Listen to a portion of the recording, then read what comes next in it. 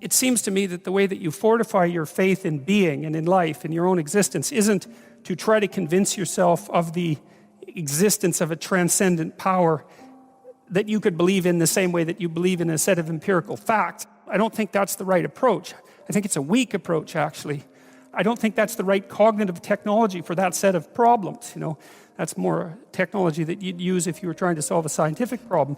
It's more something that needs to be embedded in action rather than in stateable belief. And the way that you fortify your faith in life is to assume the best, something like that, and then to act courageously in relationship to that. That's tantamount to expressing your faith in the highest possible good. It's tantamount to expressing your faith in God. And it's not a matter of stating, well, I believe in the existence of a transcendent deity, because in some sense, who cares what you believe? I mean, you might and all that, but that's not the issue. That's not the issue. The issue, it seems to me, is how you act. And I was thinking about this intensely when I was thinking about Nietzsche and Dostoevsky, because of course you know that Nietzsche was the philosopher who announced the death of God, right? And who was a great, great critic of Christianity, a vicious critic of institutional Christianity, in the best sense, And he announced the death of God, and he said that we'd never find enough water to wash away the blood. It wasn't a triumphant proclamation, even though it's often read that way. Nietzsche's conclusion from the death of God, the fact that our ethical systems were going to collapse when the foundation was pulled out from underneath them, he believed that human beings would have to find their own values, to create their own values.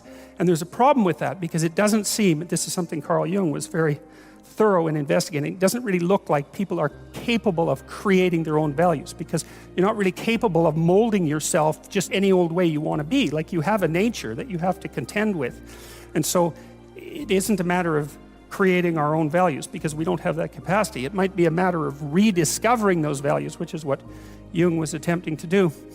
And so I think Nietzsche was actually profoundly wrong in that recommendation. I think he was psychologically wrong. Now, Dostoevsky wrote in many ways in parallel to Nietzsche, and was a great influence on Nietzsche. Their lives parallel each other to a degree that's somewhat miraculous. In some sense, it's quite uncanny.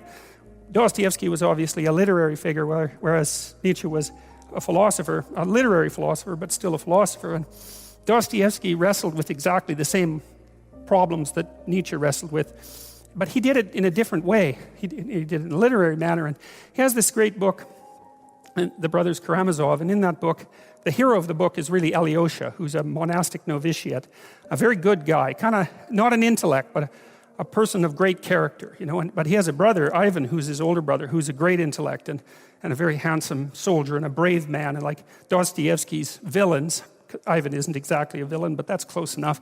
Dostoevsky makes his villains extraordinarily powerful. So if Dostoevsky's trying to work out an argument, he clothes the argument in the flesh of one of his characters. And if it's an argument he doesn't agree with, then he makes that character as strong as he possibly can, as strong and as attractive and intelligent as he possibly can, and then he lets him just have at her. And so Ivan is constantly attacking Alyosha, and from every direction trying to knock him off his perch of faith, let's say. And Alyosha can't address a single one of Ivan's criticisms. He doesn't have the intellect for it, and Ivan has a devastating intellect. It's devastating to himself as well. What happens in The Brothers Karamazov, essentially, is that Alyosha continues to act out his commitment to the good, let's say, and in that manner, he's triumphant. It doesn't matter that he loses the arguments, because the arguments aren't exactly the point. The arguments, in some sense, are a side issue, because the issue is, and this is the existential issue, the issue is not what you believe as if it's a set of facts, but how you conduct yourself in the world.